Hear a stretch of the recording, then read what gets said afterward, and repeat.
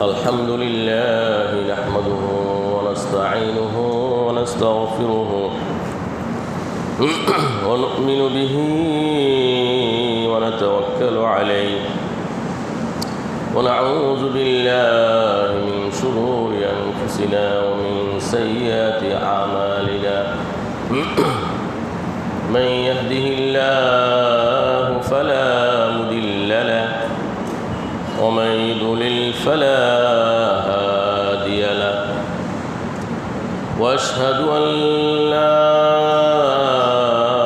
اله الا الله وحده لا شريك له واشهد ان سيدنا وسندنا ومولانا محمدا عبده ورسوله صلى الله تعالى عليه وعلى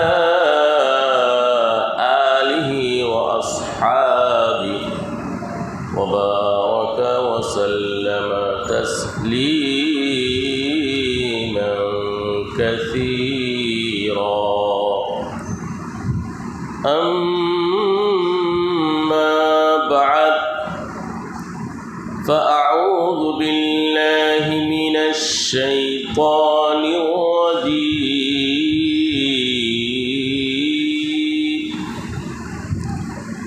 بسم الله الرحمن الرحيم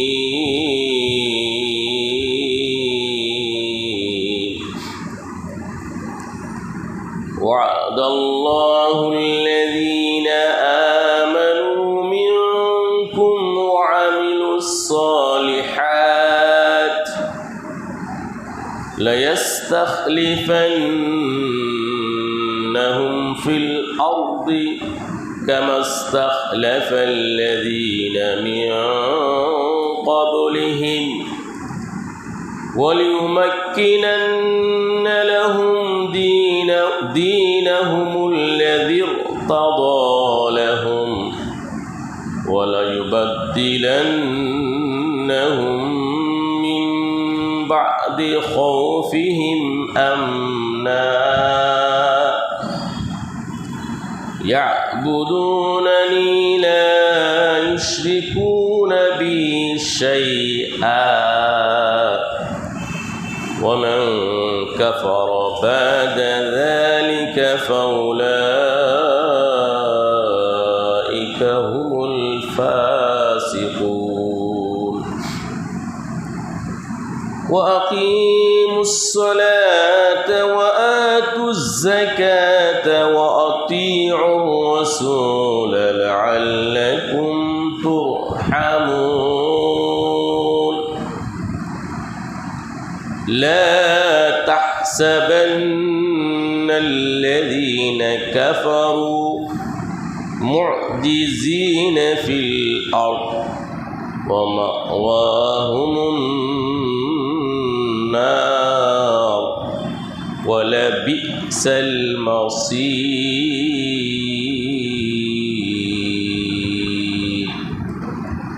بارك الله لنا ولكم في القرآن العظيم ونفعنا وإياكم بالآيات والذكر الحكيم প্রাণ খুলে অত্যন্ত ইখলাস নিষ্ঠার সাথে শ্রদ্ধা এবং মহব্বতের সাথে ইস্তিগফার দুরূদ শরীফ পড়ি আস্তাগফিরুল্লাহাল্লাযী লা ইলাহা ইল্লা হুয়াল হাইয়ুল কাইয়্যুম ওয়া আতুবু ইলাইহি আস্তাগফিরুল্লাহাল্লাযী লা ইলাহা ইল্লা হুয়াল হাইয়ুল কাইয়্যুম ওয়া আতুবু ইলাইহি আস্তাগফিরুল্লাহাল্লাযী লা ইলাহা ইল্লা হুয়াল হাইয়ুল কাইয়্যুম ওয়া আতুবু ইলাইহি ওয়ালা হাওলা ওয়ালা কুওয়াতা ইল্লা বিল্লাহিল আলিয়্যিল আযীম اللهم صل على محمد وعلى آل محمد كما صليت على إبراهيم وعلى آل إبراهيم إنك حميد مجيد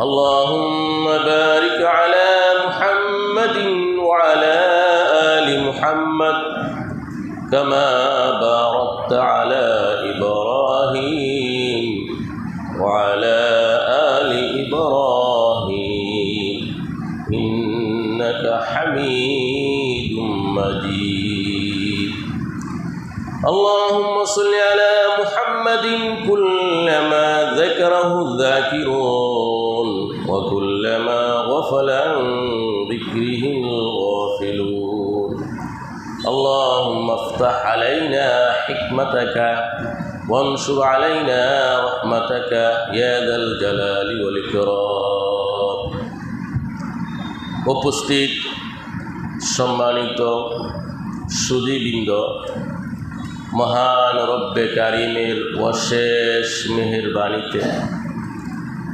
আসমানি সর্বশেষ এবং সর্বশ্রেষ্ঠ মহাগ্রন্থ কোরআনে কারিমের বরকতপূর্ণ তাফসিরে বসার সুযোগ আল্লাহ তাআলা দান করেছেন।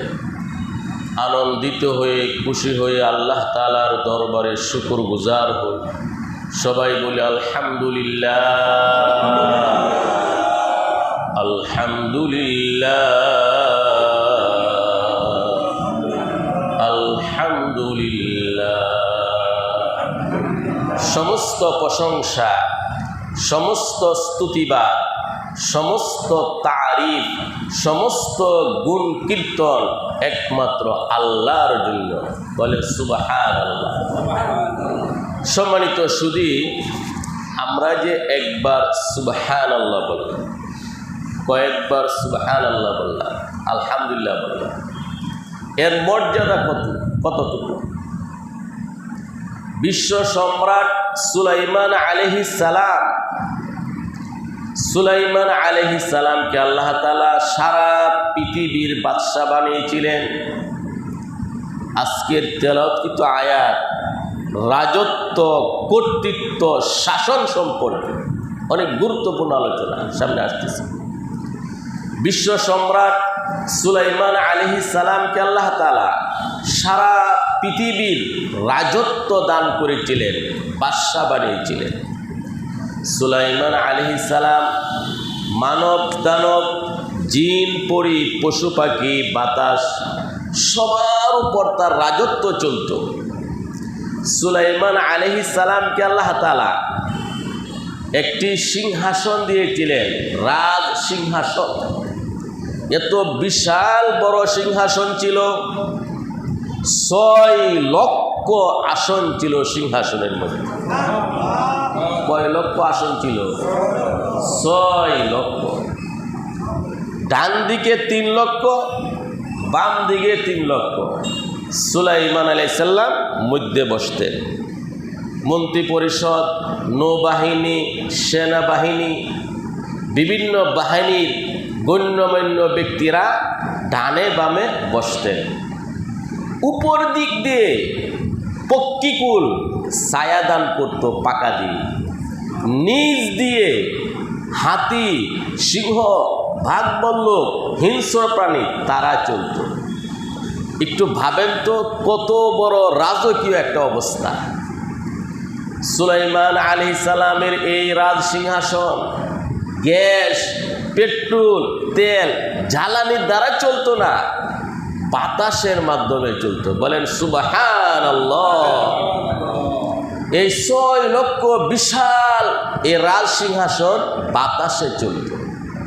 সকাল থেকে দুপুর পর্যন্ত 1 মাসের পথ পাড়ি দিতেন। দুপুর থেকে সন্ধ্যা পর্যন্ত আরো 1 মাসের পথ পাড়ি দিতেন। এত দ্রুত চলত। সুলাইমান আলাইহিস সালাম এই বিশাল বড় রাজ সিংহাসন নিয়ে যাত্রা শুরু করেছেন, সফর শুরু করেছেন। এক গ্রামের সাধারণ ব্যক্তি, কৃষক, জমিনে খেতে কাজ করতেছে। সাধারণ ব্যক্তি এই রাজকীয় সিংহাসন, বিশাল বড় 6 লক্ষ আসন বিশিষ্ট সিংহাসন দেখে সাধারণ ব্যক্তি বললেন, সুবহানাল্লাহ, আল্লাহ তাআলা সুলাইমানকে কত বড় রাজত্ব শান প্রদান করছেন। এই ব্যক্তির এই সুবহানাল্লাহ শব্দটা বাতাসে সুলাইমান আলাইহিস সালামের কানে পৌঁছে দিল। বলেন সুবহানাল্লাহ। সুলাইমান আলাইহিস সালাম এই বিশাল বড় সিংহাসন ওই ব্যক্তির কাছে নিয়ে তামালেন। এলাকার মানুষ ভয়ে আতঙ্কগ্রস্ত হয়ে গেল, ভীত হয়ে গেল। সর্বনাশ, এই ব্যক্তি না জানি বাদশাহ সুলাইমানের সাথে কি বেয়াদবি করেছে। সুলাইমান আলাইহিস সালাম সিংহাসন ওই ব্যক্তির কাছে নিয়ে ওই ব্যক্তিকে ডাকালেন। ওই ব্যক্তি ভয়ে ভীত হয়ে কাঁপতে লাগলো।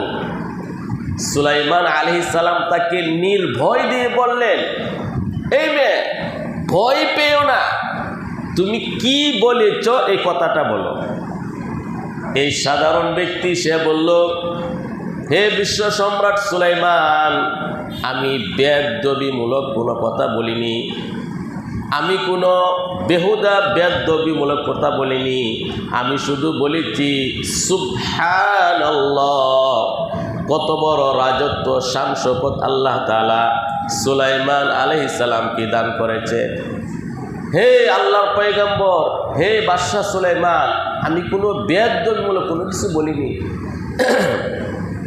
সুলাইমান আলাইহিস সালাম তখন বললেন, এই মেয়ে, তুমি শুনো, তুমি যে একবার সুবহানাল্লাহ বলেছ, লা তাসবিহাতুন ওয়াহিদাতুন খায়রুম মা উতিয়া আলি দাউদ। এই মেয়ে, তোমার একবার সুবহানাল্লাহ বলাটা আল্লাহ তাআলা আমার পিতা দাউদ আলাইহিস সালাম, আমি সুলাইমান আলাইহিস সালামকে যে বিশাল রাজত্ব দান করেছেন, এসব কিছু থেকে, শান শওকত থেকে তোমার একবার সুবহানাল্লাহ বলাটা অনেক অনেক দামি, অনেক অনেক দাম। আবার বলেন সুবহানাল্লাহ। তাহলে সুবহানাল্লাহ কত দাম, আলহামদুলিল্লাহর কত দাম, আল্লাহু আকবার কত দাম। এই পৃথিবীতে যতদিন মানুষ সুবহানাল্লাহ, আলহামদুলিল্লাহ, লা ইলাহা ইল্লাল্লাহ, আল্লাহু আকবার উচ্চারণ করবে, এই পৃথিবীর সিস্টেম আল্লাহ তাআলা ঠিক রাখবে। মানুষ যখন আল্লাহর নাম নেবে না, এই সব কিছু আল্লাহ তাআলা ধ্বংস করে দিবে। যাক, সম্মানিত সুধীবৃন্দ, আজকে আপনাদের সামনে আমি সূরাতুন নূরের 55 নং আয়াত থেকে 57 নং আয়াত তেলাওয়াত করেছি। আমাদের ধারাবাহিক তাফসীর সূরাতুন নূরের 55 নং আয়াত থেকে 57 নং আয়াত, সপ্তম রুকুর দ্বিতীয় পর্বের তাফসীর হবে আজকে ইনশাআল্লাহ। এই আয়াতগুলোর মধ্যে আল্লাহ রাব্বুল আলামিন সারা বিশ্বের মুসলিম উম্মাকে একটি মেসেজ দিয়েছেন। সেটি হলো, আল্লাহ সুবহানাহু ওয়া তাআলা ওয়াদা করেছেন, প্রতিশ্রুতি দিয়েছেন, আল্লাহ অঙ্গীকার করেছেন, হে মুসলমানগণ, তোমরা যদি খাঁটিভাবে ঈমান আনো, পরিপূর্ণভাবে নেক আমল করো, এক পৃথিবীর শাসন ক্ষমতা, এই পৃথিবীর রাজত্ব আমি আল্লাহ তাআলা, তোমরা মুসলমান, তোমাদেরকে আমি আল্লাহ তাআলা দান করব। তোমাদের দ্বীন ইসলামকে আমি সারা পৃথিবীতে প্রতিষ্ঠিত করে দিব। তোমাদের ভয় ভীতিকে আমি নিরাপত্তার মাধ্যমে পরিবর্তন করে দিব, তোমাদেরকে সার্বিক নিরাপত্তা দান করব, ও ভয় নিয়ে তোমরা জীবন যাপন করবে সুখ শান্তিতে। মুসলিম জাতি তারা পৃথিবীতে সিংহের মতো বেঁচে থাকবে, বিড়ালের মতো শেয়ালের মতো কাপুরুষ হয়ে বেঁচে থাকবে না। মুসলিম মানে সে জমিনের শাসক হবে, জমিনের কর্তৃত্ব নেতৃত্ব এসব কিছুর দায়িত্বে থাকবে মুসলিম উম্মাহ, মুসলমানগণ। সারা পৃথিবীর অমুসলিম জাতি, কাফের মুশরিক ইহুদি খ্রিস্টান মুসলমানদেরকে বাবা ডাকবে, দাদা ডাকবে, স্যার ডাকবে। মুসলমানদের কাছে তারা আত্মসমর্পণ করে পৃথিবীতে থাকবে, কারণ এই পৃথিবীর আকাশ বাতাস পাহাড় পর্বত এই সকল আয়োজন যারা আল্লাহকে মানে তাদের জন্য আল্লাহ তাআলা বরাদ্দ করেছে। আর ইমানদার মুসলমান তারা তো হলো শ্রেষ্ঠ, পৃথিবীর শ্রেষ্ঠ। আর যার মধ্যে ইমান নাই, দিন নাই, ইসলাম নাই, তারা হলো পৃথিবীর সবচেয়ে নিকৃষ্ট, এমনকি পায়খানার কিরা থেকেও তারা নিকৃষ্ট। নাউজুবিল্লাহ। সম্মানিত সুধী, আল্লাহ তাআলা বলেন, আউযু বিল্লাহি মিনাশ শাইতানির রাজীম, ওয়া'দাল্লাহু আল্লাযীনা আমানু মিনকুম ওয়া আমিলুস সালিহাত লায়াস্তাখলিফান্নাহুম ফিল আরদি কামা ইসতাখলাফাল লাযীনা মিন ক্বাবলিহিম। ইরশাদ হচ্ছে আল্লাহ সুবহানাহু ওয়া তাআলা ওয়াদা করছেন, আল্লাহ তাআলা প্রতিশ্রুতি দিচ্ছেন, অঙ্গীকার করছেন, তোমাদের মধ্যে যারা ঈমান আনবে খাঁটিভাবে, পরিপূর্ণভাবে, সামগ্রিকভাবে, সমষ্টিগতভাবে নেক আমল করবে, অবশ্যই আল্লাহ তাআলা তাদেরকে এই পৃথিবীতে শাসন কর্তৃত্ব দান করবেন, পৃথিবীর রাষ্ট্র ক্ষমতা দান করবেন, যেমনভাবে পূর্ববর্তী ব্যক্তিদেরকে আল্লাহ তাআলা দান করেছিলেন। ওয়ালাইউমাক্কিনান্না লাহুম দীনাহুমুল্লাযী ইরতাদা লাহুম, এবং আল্লাহ তাআলার কাছে পছন্দনীয় দিন হচ্ছে ইসলাম। এই ইসলামকে পৃথিবীতে আল্লাহ তাআলা প্রতিষ্ঠিত করে দিবেন। ওয়ালাইউবাদদিলান্নাহুম মিন খাউফিহিম ওয়ালাইউবাদদিলান্নাহুম মিন বা'দি খাউফিহিম আমনা, এবং ভয় ভীতিকে অভয়ে আল্লাহ তাআলা পরিণত করবেন, তোমাদেরকে সার্বিক নিরাপত্তা দান করবেন। তবে শর্ত হচ্ছে ইয়াবুদুনানি, তোমরা খাঁটিভাবে আমি আল্লাহর ইবাদত করবে, লা ইউশরিকুনা বি শাইআ, আমার সাথে কাউকে তোমরা শরীক করবে না। ওয়ামান কাফারা বা'দা যালিকা, এই সব কিছুর পরে যে ব্যক্তি কুফরি করবে, অকৃতজ্ঞ হবে, ইসলামকে প্রত্যাখ্যান করবে, ফাউলাইকা হুমুল ফাসিকুন, তারা হলো পাপিষ্ঠ, তারা হলো নাফরমান, তারা হলো কাফের। ওয়াকিমুস সালাতা ওয়া আতুজ যাকাতা ওয়াতিউ রাসূলা লাআল্লাকুম তুরহামুন, তোমরা নামাজ কায়েম করো, যাকাত প্রদান করো, রাসূলের আনুগত্য করো, লাআল্লাকুম তুরহামুন, অবশ্যই আল্লাহ তাআলা তোমাদের প্রতি দয়া করবেন, রহম করবেন। সুবহানাল্লাহ। لا تحسبن الذين كفروا معجزين في الأرض, তোমরা কখনো ধারণা করবে না যারা কাফের পৃথিবীতে পলায়ন করে গিয়ে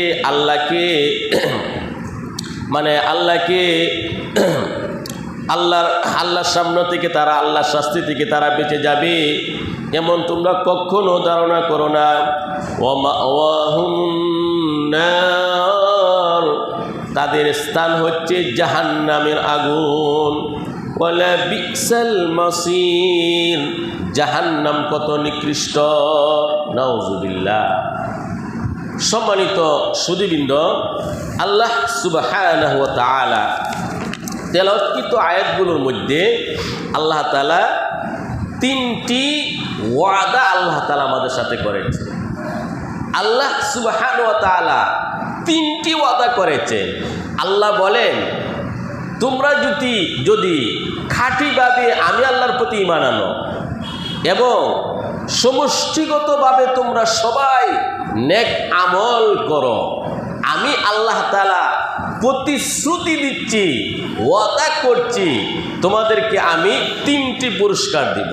1 নম্বর পুরস্কার, এ পৃথিবীর রাজত্ব, এ পৃথিবীর শাসনভার মুসলমানদের হাতে আমি আল্লাহ তাআলা দিয়ে দিব। মুসলমানদের ঈমান, দিন, ইসলামকে আমি এই পৃথিবীতে আমি আল্লাহ তাআলা প্রতিষ্ঠিত করে দিব।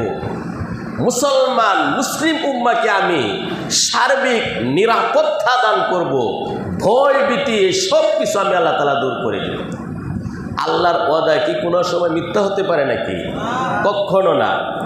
আল্লাহ তাআলা সূরা রুমের 6 নং আয়াতে বলেছেন, ওয়াদাল্লাহ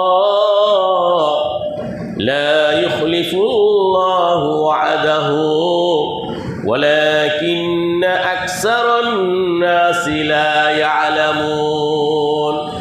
সূরাতুর রুম আয়াত নং 6 আল্লাহ তাআলা বলেন, আল্লাহর ওয়াদা, আল্লাহ তাআলা ওয়াদার ব্যতিক্রম করেন না, কিন্তু অধিকাংশ মানুষ তা জানে না।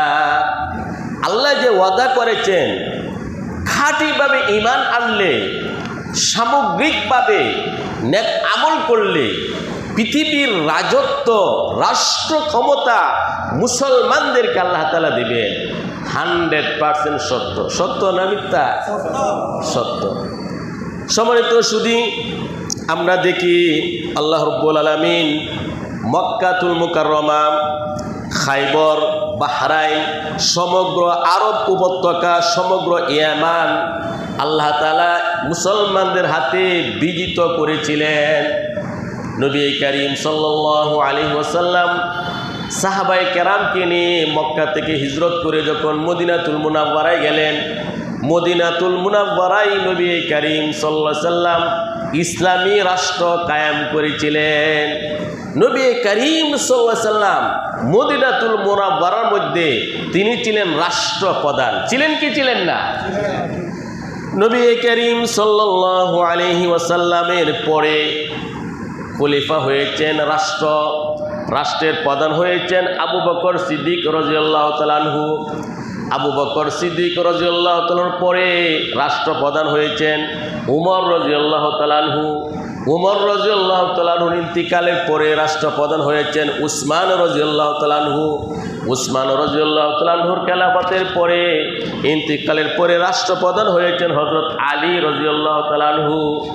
সম্মানিত সুধী, হযরত আবু বকর সিদ্দিক রাদিয়াল্লাহু তাআলা আনহু 2 বছর 3 মাস 10 দিন রাষ্ট্র পরিচালনা করেছেন। বলেন সুবহানাল্লাহ।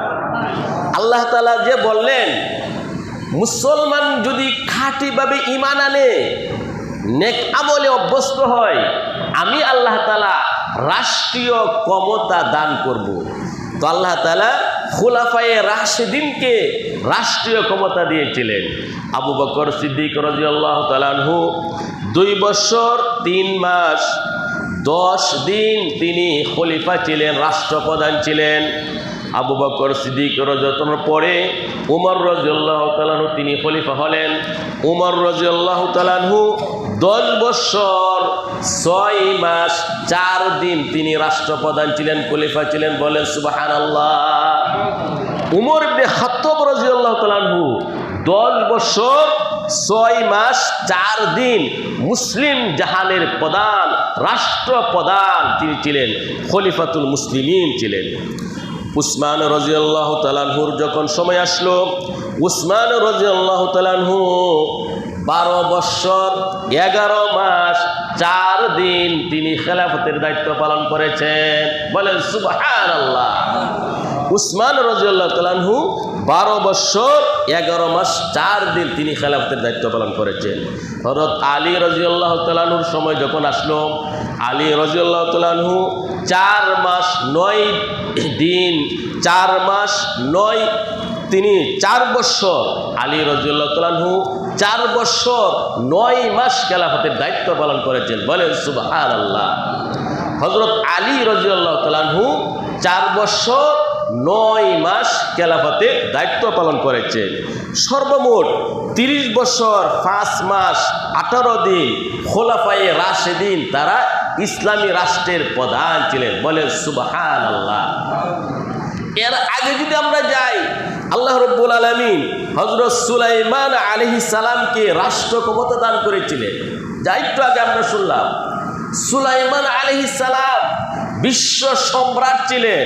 40 বছর এই পৃথিবী তিনি শাসন করেছেন। সুলাইমান আলাইহিস সালাম, সুলাইমান আলাইহিস সালামের পিতা দাউদ আলাইহিস সালাম, তিনিও 40 বছর এই পৃথিবীর শাসন কার্য তিনি চালিয়েছেন। ইউসুফ আলাইহিস সালাম, তিনি তো 82 বছর ইসলামী রাষ্ট্রের তিনি কাজে লিপ্ত ছিলেন। জুলকারনাইন বাদশাহ, তিনিও পৃথিবী শাসন করেছেন মুসলমান। তো মুসলমান হলো তারা রাষ্ট্রের ক্ষমতায় থাকবে, মুসলমানদের হাতে কর্তৃত্ব থাকবে, নেতৃত্ব থাকবে। শর্ত কি? খাঁটি ঈমান এবং নেক আমল। বলেন সুবহানাল্লাহ। আজকেও যদি আমরা আল্লাহর প্রতি নেক আমল, আল্লাহর প্রতি খাঁটি ঈমান আনতে পারি এবং আমরা নেক আমল করি, আল্লাহ রাব্বুল আলামিন আমাদেরকেও এই পৃথিবীর রাষ্ট্র ক্ষমতা আল্লাহ তাআলা আমাদেরকে দান করবে। সম্মানিত শুধু এতক্ষণ শুনলেন খোলাফায়ে রাশেদিনের 30 বছর, দীর্ঘ 30 বছরের রাষ্ট্রীয় ক্ষমতা তাদের হাতে ছিল। পৃথিবীর কর্তৃত্ব, পৃথিবীর নেতৃত্ব মুসলমানদের হাতে ছিল। এতক্ষণ আপনারা শুনলেন আসলে তারা কেমন ঈমানদার ছিলেন, কেমন তাদের নেক আমল ছিল। আসেন আমরা একটু শুনি। সর্বপ্রথম খলিফা হলেন হযরত আবু বকর সিদ্দিক রাদিয়াল্লাহু তাআলা আনহু। আবু বকর সিদ্দিক রাদিয়াল্লাহু তাআলা আনহুর ঈমান এত বেশি ছিল, সমস্ত মানুষের ঈমানকে যদি এক পাল্লায় রাখা হয়, আবু বকর সিদ্দিক রাদিয়াল্লাহু তাআলার ঈমানকে যদি এক পাল্লায় রাখা হয়, আবু বকর রাদিয়াল্লাহু তাআলার ঈমান অনেক অনেক ভারী হবে। সুবহানাল্লাহ। সম্মানিত শুধু বুখারী শরীফের হাদিসে এসেছে, বুখারী শরীফের হাদিস, নবী করিম সাল্লাল্লাহু আলাইহি ওয়াসাল্লাম বললেন, জান্নাতের মধ্যে বিভিন্ন গেট থাকবে, জান্নাতের মধ্যে বিভিন্ন দরজা থাকবে। যারা নামাজ পড়বে জান্নাতের মধ্যে একটি গেট থাকবে, বাবুস সালাহ। বাবুস সালাহ নামাজের গেট। নামাজি ব্যক্তিরা নামাজের গেট দিয়ে, বাবুস সালাহ দিয়ে জান্নাতের মধ্যে প্রবেশ করবে। বলেন সুবহানাল্লাহ। জান্নাতের মধ্যে একটি গেট থাকবে, দান খায়রাতের গেট, যাকাতের গেট, বাবুস সাদাকা। যারা যাকাত আদায় করবে, দান খায়রাত করবে, বাবুস সাদাকা, দান খায়রাতের গেট দিয়ে তারা জান্নাতে প্রবেশ করবে। জান্নাতের মধ্যে একটি গেট থাকবে, বাবুল হজ। যারা হজ পালন করবে, উমরা করবে, আল্লাহ তাআলা বাবুল হজ, হজের গেট দিয়ে হাজী সাহেবরা জান্নাতে প্রবেশ করবে। বলে সুবহানাল্লাহ। জান্নাতের মধ্যে একটি গেট থাকবে, বাবুর রায়্যান। যারা রোজা রাখবে, রোজাদারের জন্য জান্নাতের মধ্যে একটি গেট থাকবে, সে গেটের নাম হলো বাবুর রায়্যান। রায়্যান নামক গেট, রায়্যান নামক গেট দিয়ে সমস্ত রোজাদার নারী পুরুষ তারা জান্নাতে প্রবেশ করবে।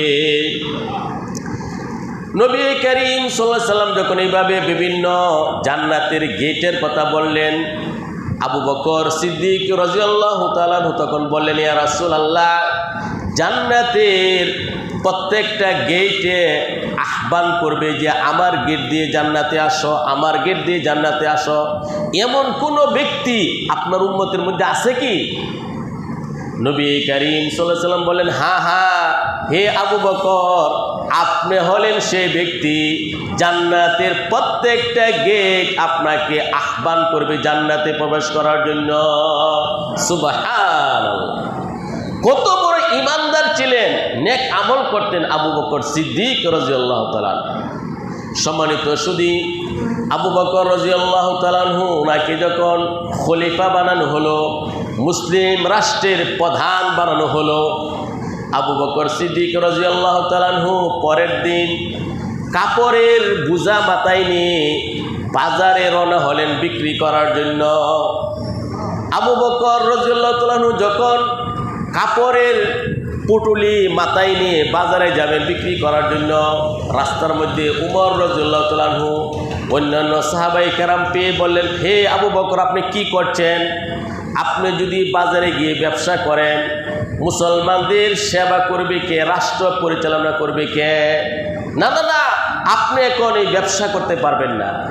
রাষ্ট্রীয় ধনভাণ্ডার থেকে আমরা আপনার জন্য একটা ভাতার ব্যবস্থা করব। তখন আবু বকর রাদিয়াল্লাহু তাআলার জন্য রাষ্ট্রীয়ভাবে একটা ভাতার ব্যবস্থা করে, খুব সামান্য। সম্মানিত সুধী, আইয়াসী জীবনযাপন তারা করতেন না, তারা এত শান শৌকতে চলতেন না। কেমন ঈমান এবং কেমন নেক আমল তাদের ছিল। আল্লাহ যে ওয়াদা করেছেন রাষ্ট্র ক্ষমতা দিবেন, তাদেরকে দিয়েছেন। কেন দিয়েছেন একটু শুনেন।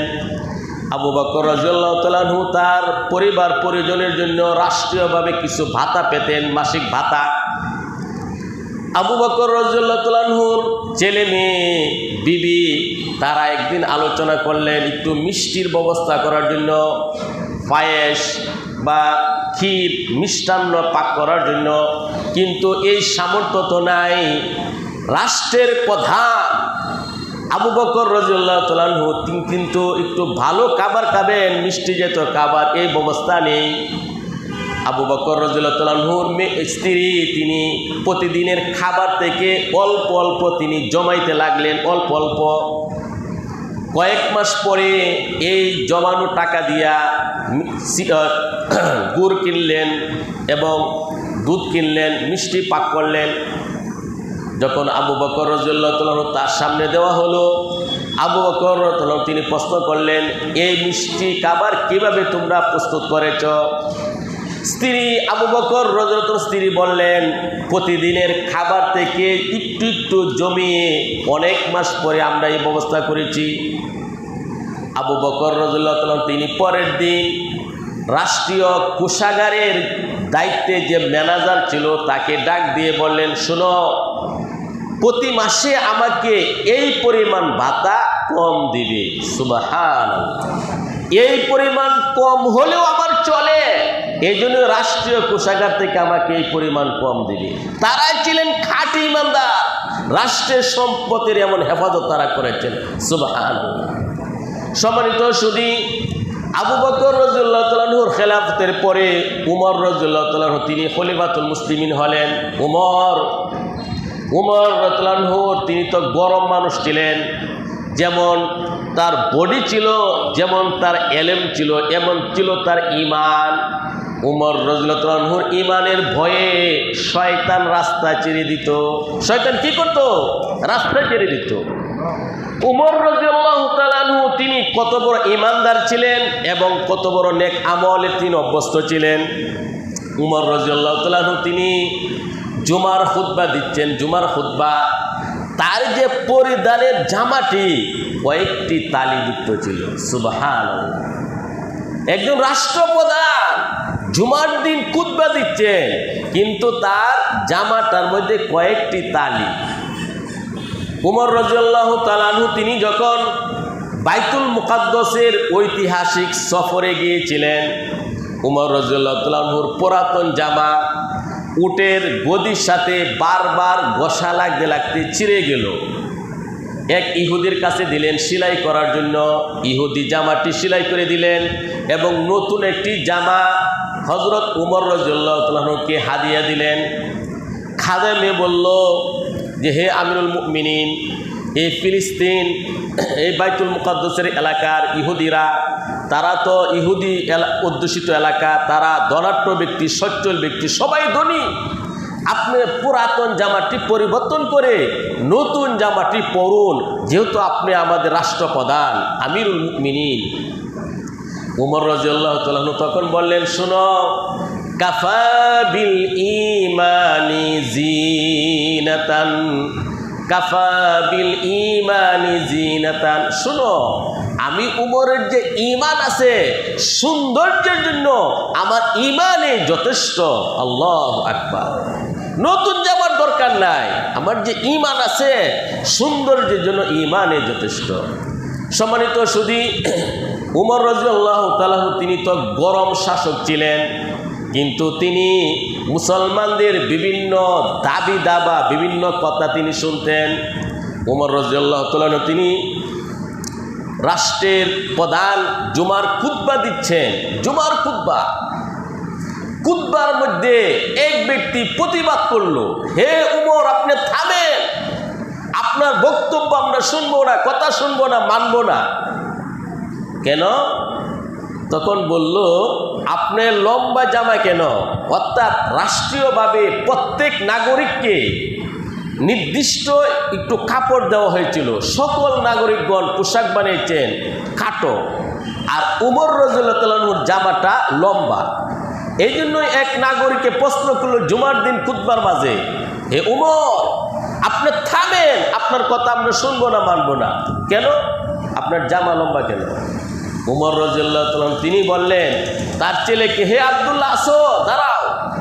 উমরের ছেলে আব্দুল্লাহ তিনি দাঁড়িয়ে বললেন, শুনেন, আমার পাগে যে জামাটা পরেছিল কাপড়টা আমি আব্বাকে হাদিয়ে দিয়েছি, এই জন্য আব্বার জামাটা একটু লম্বা হয়ে গেছে। সুবহানাল্লাহ। তখন এই নাগরিক বললেন, এখন বলেন আপনার কথা শুনবে এবং মানবে। প্রত্যেক নাগরিক কথা বলার অধিকার আছে রাষ্ট্রপ্রধানের কাছে, আছে না নাই? সম্মানিত সুধী, উমর ইবনে খাত্তাব রাদিয়াল্লাহু তাআলা আনহু তিনি জুমার দিন খুতবা দিচ্ছেন। খুতবার মধ্যে এক পর্যায়ে বললেন যে, হে যুব সমাজ, নারীদের মোহর কম দরে বিয়ের কাজটা সম্পন্ন করে ফেলো তোমরা। উমর রাদিয়াল্লাহু তাআলার উদ্দেশ্য হলো যে সমস্ত অবিবাহিতা মহিলা আছে, নারী আছে, তাদের জন্য বিয়ে হয়ে যায়, আর যে সমস্ত যুবকরা আছে তাদের জন্য বিয়ে হয়ে যায়। এই জন্যই উমর রাদিয়াল্লাহু তাআলা, বুখারী শরীফের হাদিস, উমর রাদিয়াল্লাহু তিনি বললেন, হে যুবক শ্রেণী, মোহর কম দরে বিয়ে করে ফেলো তোমরা।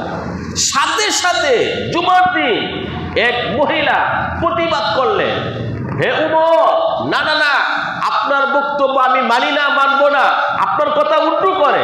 আল্লাহ,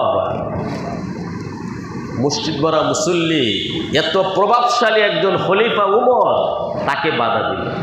মহিলা তখন সূরাতুন নিসার 20 নং আয়াত তেলাওয়াত করলো। বলেন সুবহানাল্লাহ। আল্লাহ তাআলা সূরা নিসার 20 নং আয়াতে বলেছেন যে তৎকালীন যুগে অনেক পুরুষ তার স্ত্রীর প্রতি নির্যাতন করত, জুলুম করত, বিভিন্ন ধরনের শাস্তি দিত। এই শাস্তি পেয়ে নারী তার স্ত্রী যে মোহর স্বামীর কাছ থেকে নিয়েছিল, এই মোহর স্বামীকে দিয়ে দিত এবং বলতো যে ঠিক আছে, আমার একটা লেখে দাঁড়াও, তোমার ঘর আমি আর করতে পারবো না, এত যেহেতু শাস্তি দাও। এই জন্য আল্লাহ তাআলা সূরা নিসার 20 নং আয়াতে বলেন, وَآتَيْتُمْ إِحْدَاهُنَّ قِنطَارًا فَلَا تَأْخُذُوا مِنْهُ شَيْئًا। মহিলা বললেন, সূরা নিসার 20 নং আয়াত, হে উমর, আল্লাহ তাআলা বলেছেন নারীদেরকে যদি তোমরা মোটা অঙ্কের মোহর দাও, লক্ষ লক্ষ কোটি কোটি টাকা মোহর হিসাবে দিয়ে দাও, তাহলে তালাক দেওয়ার পরে আর 1 টাকাও ফিরে তোমরা আনতে পারবে না। সুবহানাল্লাহ। তো আল্লাহ তাআলা বলেছেন, ওয়া আতাইতুম ইহদাহুন্না কিনতারান, সূরা নিসার 20 নং আয়াত। কিনতারান মানে মোটা অঙ্কের মোহর। আল্লাহ বলেছেন মোটা অঙ্কের মোহর, লক্ষ লক্ষ কোটি কোটি টাকা যদি মোহর হিসাবে দাও, এগুলার ফিরিয়ে আনো না, আপনি আবার কে আমাদের মোহর কমিয়ে দেন। তখন উমর রাদিয়াল্লাহু তিনি বললেন, ঠিক আছে, কথা তোমার রাইট, আমারটা প্রত্যাখ্যান করলাম। হে মহিলা, তোমার কথা সত্য। বলেন সুবহানাল্লাহ। একজন নাগরিক তার মন্তব্য প্রতিবাদ করার অধিকার আছে, আছে না নাই? রাষ্ট্রপ্রধান যদি দুর্নীতি করে, নাগরিকদের অধিকার আছে প্রতিবাদ করার। আর আমরা কি দেখি, যখন সাধারণ জনগণ প্রতিবাদের জন্য নেমেছেন, সাধারণ জনগণকে প্রতিহত করার জন্য এমন অস্ত্র ব্যবহার করা হয়েছে যা যুদ্ধের জন্য ব্যবহার করা হয়। অত্যন্ত দুঃখের বিষয়। যুদ্ধের ময়দানে যুদ্ধের জন্য যে সমস্ত অস্ত্র ব্যবহার করা হয়, সাধারণ নাগরিকদেরকে দমানোর জন্য ওই সমস্ত অস্ত্র ব্যবহার করা হয়েছে। কি কোন জানেন, কে জানেন আপনারা? তো দেখেন, খলিফাতুল মুসলিমিন তাদের সামনে সাধারণ নাগরিক তাদের প্রস্তাব, তাদের মতামত মন্তব্য করার অধিকার ছিল, আর আজকের পৃথিবীতে নাই। এই জন্যই তো আল্লাহ তাআলা মুসলমানদেরকে শাস্তি দিচ্ছেন। সম্মানিত মুসলিমবৃন্দ, সম্মানিত সুদী, উমর রাদিয়াল্লাহু তাআলা আনহু তিনি হলেন খলিফাতুল মুসলিমিন। উমর রাদিয়াল্লাহু তাআলা আনহু তিনি হিমস, জেরুজালেমের দিকে হিমস একটা এলাকা, হিমসের গভর্নরের দায়িত্ব দিলেন সাঈদ ইবনে আমের রাদিয়াল্লাহু তাআলা আনহু। উমর রাদিয়াল্লাহু তাআলা আনহু হিমসের গভর্নরের দায়িত্ব সাঈদ ইবনে আমের রাদিয়াল্লাহু তাআলা আনহুর উপর দিলেন। সাঈদ ইবনে আমের হিমসের তিনি হলেন গভর্নর। উমর ইবনে খাত্তাব রাদিয়াল্লাহু তাআলা আনহু তিনি নির্দেশ দিলেন, হিমসের মধ্যে যত গরিব মানুষ আছে, দারিদ্র মানুষ আছে, তাদের একটি তালিকা করো, রাষ্ট্রীয় কোষাগার থেকে তাদেরকে একটি ভাতা দেওয়া হবে। উমর রাদিয়াল্লাহু তাআলা এই নির্দেশ পাওয়ার পরে হিমসের সকল গরিব ব্যক্তিদের একটা তালিকা করা হলো। 1 নম্বরে নাম লেখা হলো সাঈদ ইবনে আমের। উমর রাদিয়াল্লাহু তাআলার কাছে যখন এই তালিকা পৌঁছলো, হিমসের গরিব মানুষের তালিকা, 1 নম্বরে দেখলেন সাঈদ ইবনে আমের। উমর রাদিয়াল্লাহু তাআলা তিনি বারবার জিজ্ঞেস করলেন, এই সাঈদ ইবনে আমের তিনি কে? অন্যরা বলল, হে উমর, হিমসের গভর্নর যিনি, তিনি হলেন সাঈদ ইবনে আমের, গরিব মানুষ। সুবহানাল্লাহ! হিমসের গভর্নর হয়ে তিনি গরিবদের তালিকা তার না। গভর্নর, এক গরিব গভর্নর। কেমন ঈমান ছিল, তাকওয়া তাদের ছিল। উমর রাদিয়াল্লাহু তাআলা তিনি অবাক হয়ে গেলেন।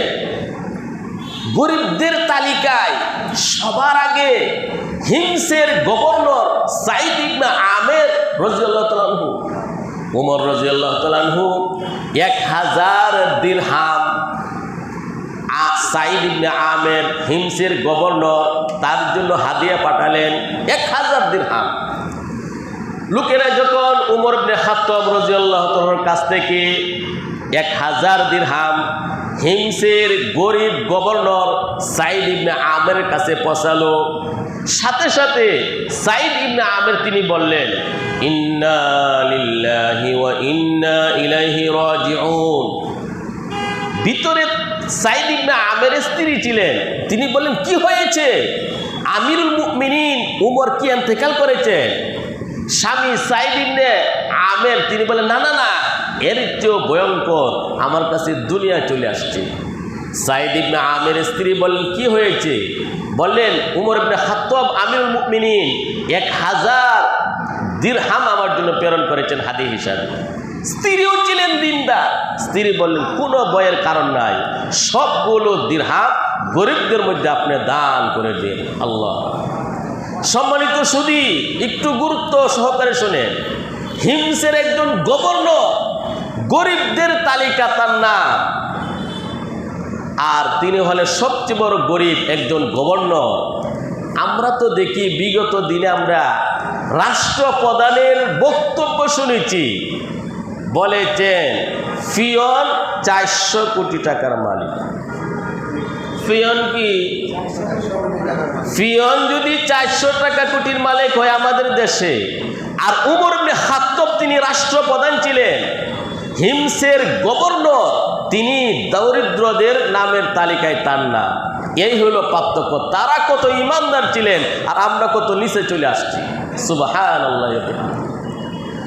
সম্মানিত মুসলিমবৃন্দ, আল্লাহ রাব্বুল আলামিন এই আয়াতগুলোর মধ্যে যে বার্তা আমাদেরকে দিয়েছেন, আল্লাহ তাআলা বলেন, ইয়াবুদুনানি ওয়ালা ইউশরিকুনা বি শাইআ। আমি আল্লাহ তাআলা প্রতিশ্রুতি দিলাম, খাঁটি ঈমান নেক আমল করলে দুনিয়ার শাসন ক্ষমতা দান করব, ইসলামকে প্রতিষ্ঠা করব, তোমাদেরকে নিরাপত্তা দান করব। শর্ত, ইয়াবুদুনানি লা ইউশরিকুনা বি শাইআ। আমার ইবাদত করবে, আমার সাথে কাউকে তোমরা শরীক করবে না। সম্মানিত সুধীবৃন্দ, বুখারী শরীফের 2826 নং হাদিস, বুখারী শরীফের 2826 নং হাদিস এসেছে, আন মুআযিন রাদিয়াল্লাহু তাআলা আনহু قال كنت ردف النبي صلى الله عليه وسلم على حمار فقال يا معاذ هل تدري حق الله على العباد وما حق العباد على الله؟ قلت الله ورسوله أعلم. قال فإن حق الله على العباد أن يعبدوه ولا يشركوا به شيئا وحق العباد على الله ألا يعذب من لا يشرك به شيئا. قلت يا رسول الله أفلا أبشر به الناس؟ قال لا تبشرهم فيتكلوا. হযরত মুআয ইবনে জাবাল রাদিয়াল্লাহু তাআলা আনহু থেকে বর্ণিত, তিনি বলেন, একটি গাধার উপর আমি এবং নবীজি সওয়ারি ছিলাম। আল্লাহ নবী বললেন, হে মুআয। আমি বললাম, হে আল্লাহ রসুল, আমি উপস্থিত, আপনি বলুন। আল্লাহ নবী বললেন, হে মুআয, তুমি কি জানো আল্লাহর কি হক বান্দার উপর আর বান্দার কি হক আল্লাহর উপর? তুমি কি জানো? মুআয রাদিয়াল্লাহু তাআলা বললেন, না না না, আল্লাহ ওয়া রাসূলুহু আলামু, আল্লাহ এবং তার রাসূলই ভালো জানেন। তখন আল্লাহ নবী বললেন, ফাইন্না হাক্কাল্লাহি আলাল ইবাদি আন ইয়াবুদুহু ওয়া লা ইউশরিকু বিহি শাইআ। আল্লাহ নবী বললেন, আল্লাহর হক হলো বান্দার উপর, বান্দা আল্লাহর একমাত্র ইবাদত করবে, আল্লাহর সাথে কাউকে কোনো কিছুকে শরীক করবে না। ওয়া হাক্কুল ইবাদি আলাল্লাহ, আর বান্দার হক হলো আল্লাহর উপর, আল্লাহর সাথে যারা শরীক করবে না আল্লাহ তাআলা তাদেরকে শাস্তি দিবেন না, জাহান্নামে দিবেন না। বলেন সুবহানাল্লাহ। আল্লাহর হক হলো বান্দার উপর, খাঁটি ইবাদত করবে বান্দা আল্লাহ, আল্লাহর সাথে কাউকে শরীক করবে না। আর বান্দার হক হলো আল্লাহর উপর, যারা শিরিক করবে না আল্লাহ তাআলা তাদেরকে জাহান্নামের আগুনের শাস্তি দিবেন না, জান্নাত দান করবেন। সুবহানাল্লাহ। সম্মানিত সুধী, আল্লাহ রাব্বুল আলামিন রহমত পাওয়ার জন্য 3টি শর্ত আল্লাহ তাআলা বলেছে।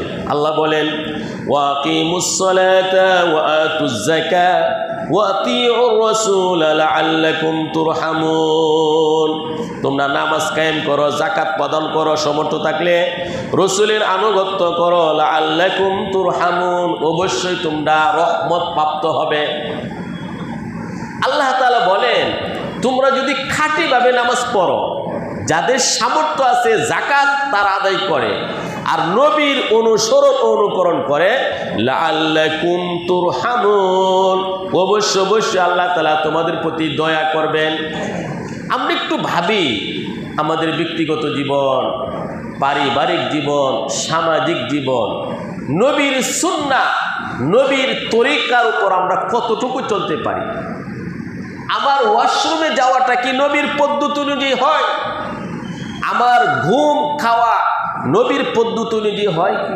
কয়জন মুসলমান এমন আছে আমরা যে বলি এই সমস্যা আর এই সমস্যা?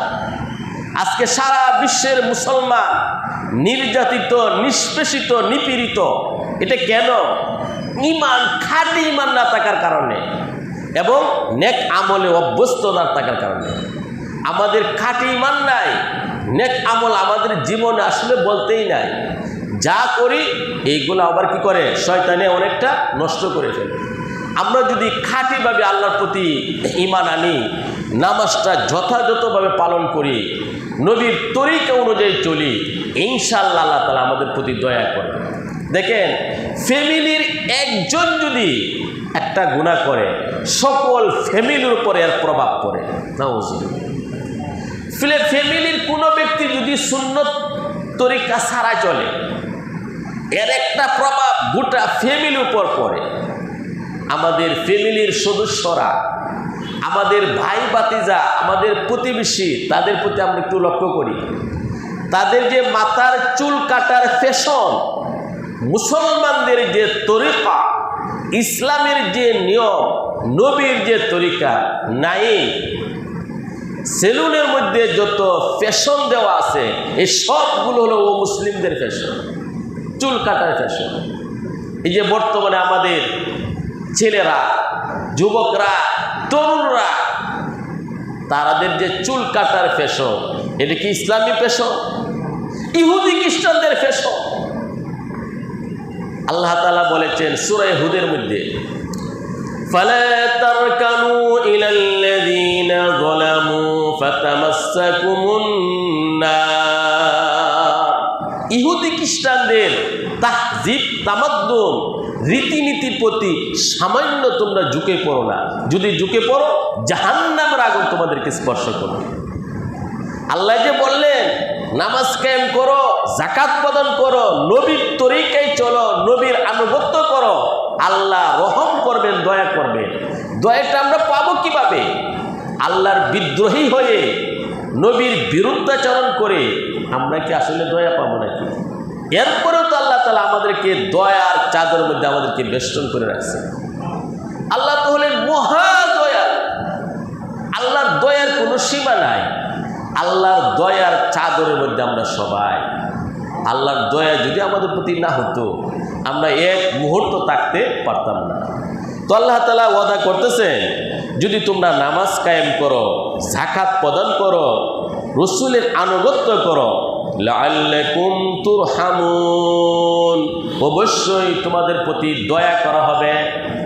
সম্মানিত সুধী, সূরাতুন নূরের 55 নং আয়াতে আল্লাহ তাআলা যে ওয়াদাটি করেছেন, 3টি ওয়াদা করেছেন। খাঁটিভাবে মুসলিম উম্মাহ যদি ঈমান আনে, নেক আমলে সামগ্রিকভাবে অভ্যস্ত হয়, পৃথিবীর রাষ্ট্র ক্ষমতা মুসলমানদেরকে আল্লাহ তাআলা দান করবে। ইসলামকে সারা পৃথিবীতে আল্লাহ তাআলা প্রতিষ্ঠা করে দিবে। মুসলমানদেরকে নিরাপত্তা আল্লাহ তাআলা দান করবে। আল্লাহর ওয়াদা এখনো আছে।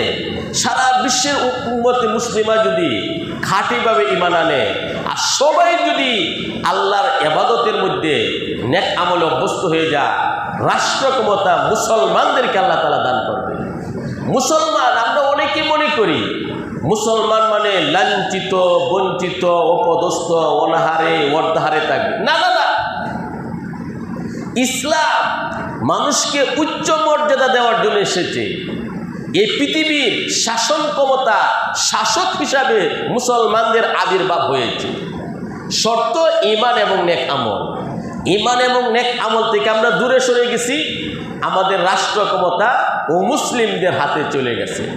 আজকেও যদি আমরা পরিপূর্ণ ঈমান, পরিপূর্ণ নেক আমলে অভ্যস্ত হই, আল্লাহ তাআলা আমাদেরকে রাষ্ট্র ক্ষমতা দান করবে। দুনিয়াতে রাষ্ট্র ক্ষমতা দান করবে, মৃত্যুর পর আল্লাহ তাআলা আমাদেরকে জান্নাত দান করবে। ঈমান এবং নেক আমলের একটা পাওয়ার আছে।